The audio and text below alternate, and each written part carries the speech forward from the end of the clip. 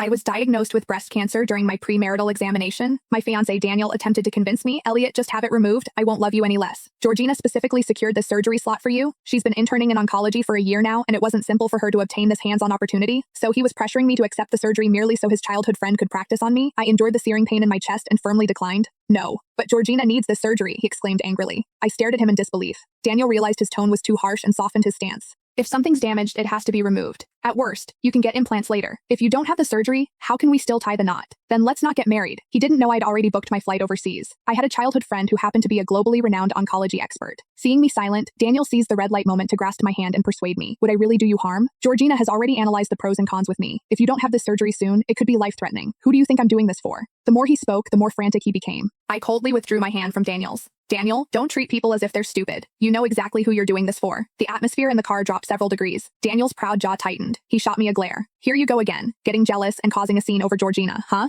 I've told you 100 times. Georgina and I are completely innocent. It's not as sordid as you think. If you truly feel that way, I guess there's really no point in us getting married. Whenever Georgina was mentioned, Daniel would use marriage to coerce me. Whenever it involved Georgina, it was always me overthinking, me being petty. Fine, let's not get married then. The car suddenly screeched to a stop by the roadside. Daniel hadn't expected me to agree. Disbelief flashed in his eyes. Elliot, you really don't know what's best for you. Do you know how long Georgina battled with the hospital to get this surgery slot for you? Do you know how many times I've been to the hospital regarding your condition? I let out a cold laugh. Well, thank you both ever so much for your efforts, but I've already said, I'm not having this surgery. Whether as family or as a doctor, shouldn't you respect the patient's own wishes? It had been a month since the premarital examination diagnosed my breast cancer. During this month, Daniel had indeed been going back and forth to the hospital, but it wasn't for my condition, it was to chauffeur Georgina to and from work. Daniel and I had been together for 8 years. He didn't even know which way my office door faced, let alone pick me up from work. But Georgina had only been back for 6 months, and he'd already become a frequent visitor at the hospital. Elliot, this isn't up to you. I've already filled out the admission form for you, and I'll sign the surgery consent form as your spouse when the time comes. This surgery is crucial for both you and Georgina. Not crucial for me, crucial for Georgina. Everyone knew that Georgina, despite being back for 6 months, kept making blunders in the operating room and might get fired. She needed my surgery to prove her capabilities. No way. My unfinished words were interrupted by an urgent ring. Georgina's name flashed on the screen. I stared at the custom sticker on the passenger side dashboard. Georgina's seat only, the words searing into my eyes. I'd argued with him countless times about this sticker, but Daniel always said the same thing. She's younger than you, less mature. Can't you just be understanding? It's just a sticker. What's the big deal? Whenever it involved Georgina, in Daniel's eyes, I was being unreasonable and jealous. Over the past 6 months, I'd swallowed more grievances than I could count.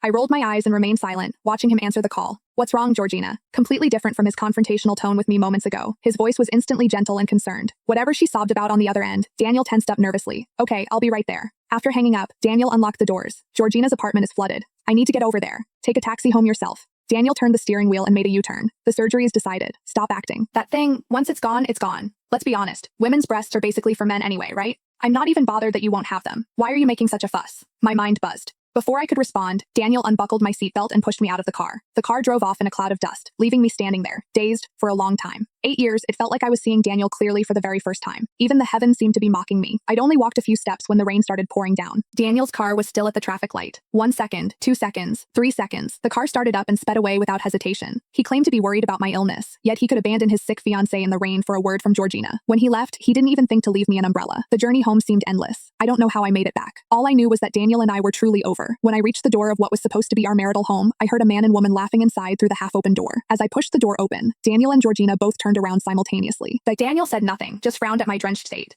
Georgina exclaimed, Elliot, what happened to you? You can't get caught in the rain in your condition. If you get a fever, you won't be able to have the surgery the day after tomorrow. So the surgery was scheduled for the day after tomorrow. Coincidentally, my flight was also the day after tomorrow. Hearing this, Daniel panicked. He quickly grabbed a towel and hairdryer, pulled me over, and pressed me down onto the sofa. What are you doing? Didn't I tell you to take a taxi home? If you delay Georgina's surgery, I'm telling you, I won't marry you. The hairdryer roared. Daniel's words pierced my heart like needles. It hurt. My health wasn't important. What mattered was Georgina's surgery. In Daniel's eyes, my breast was Georgina's ticket to stay at State Hospital. Her only chance. Go take a hot shower quickly. Don't catch a cold. These next few days, take care of yourself. No colds, no fevers. Daniel gave me a shove. Georgina smiled beside him, adding quite a few pre-surgery precautions. Daniel, I'm hungry. I want to eat your red wine steak. Georgina's coquettish voice came from behind me, along with Daniel's indulgent response. My feet felt like they were filled with lead. In our 8 years together, I'd only learned that Daniel could cook after Georgina came back. The day Georgina returned to the country, Daniel brought her to our home. I'd thoughtfully made restaurant reservations, but Georgina said she wanted to eat Daniel's home-cooked food, so he immediately went into the kitchen. He spent 3 hours making 8 dishes. The last dish was red wine steak. I've missed your cooking all these years abroad. Daniel, you haven't forgotten what you promised me, have you?